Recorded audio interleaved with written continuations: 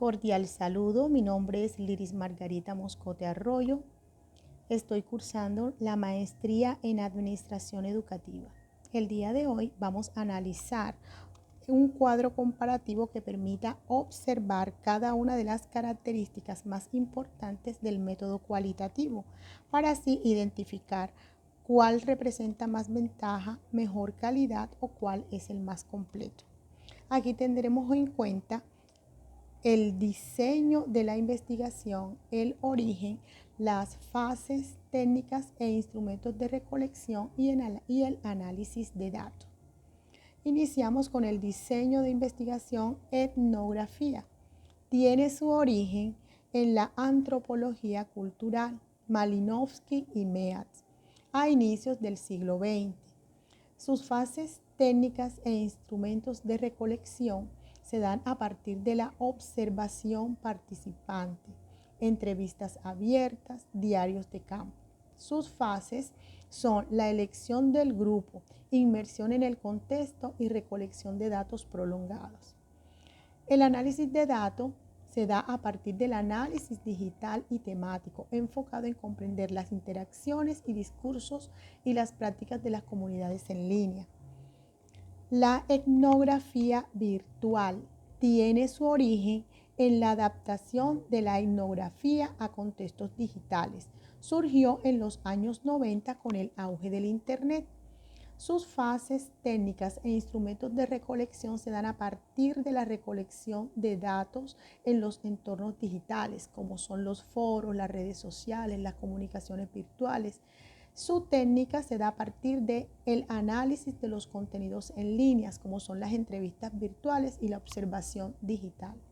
El análisis de datos se da con la construcción de teorías basadas en los datos. El análisis es iterario, además que categoriza datos hasta llegar a una teoría fundamentada en la experiencia y en las percepciones que tienen los participantes.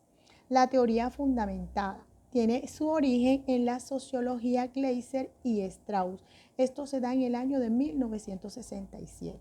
Sus fases técnicas y instrumentos de recolección se da recopilando simultáneamente datos y análisis por medio de entrevistas semiestructuradas, grupos focales y documentos. Sus fases son la codificación abierta, axial y selectiva, generando las categorías emergentes. El análisis de datos se da a partir de la construcción basándose en los datos. El análisis también es iterario y categoriza datos hasta llegar a una teoría fundamentada en las experiencias y las percepciones que tienen sus participantes.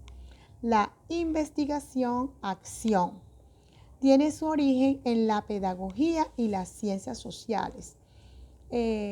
Kurt Kewins habla de esto en el año de 1946. La participación activa de los involucrados tiene una técnica como son los talleres, entrevistas, encuestas. Su fase se da a través del diagnóstico planificado, la acción y la evaluación y la reflexión.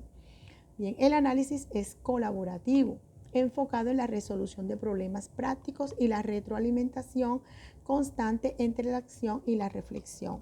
El estudio de casos tiene su origen en las ciencias sociales y humanas. De esto habla Jin en el año de 1984. Tiene su fase técnica e instrumentos de recolección por medio de la observación directa, entrevistas, análisis de documentos y archivos. Su fase se da a través de la selección de casos, recolección de datos, descripción y análisis de un caso en su contexto. Tiene su análisis de datos profundo en un caso único y de múltiples casos, rescatando patrones y especificidades. La fenomenología tiene su origen en la fisiología de Husserl y se da a inicios del siglo XX. Su fase técnica e instrumentos de recolección se dan por medio de entrevistas a profundidad, observación y análisis de experiencias vividas. Sus fases están identificadas con el fenómeno, la reducción, la fenomenología EPOG, análisis de los significados. El análisis de datos se da con la identificación y la descripción de la esencia de la experiencia vivida por los participantes, haciendo énfasis en el significado subjetivo. Muchísimas gracias y que tenga feliz noche.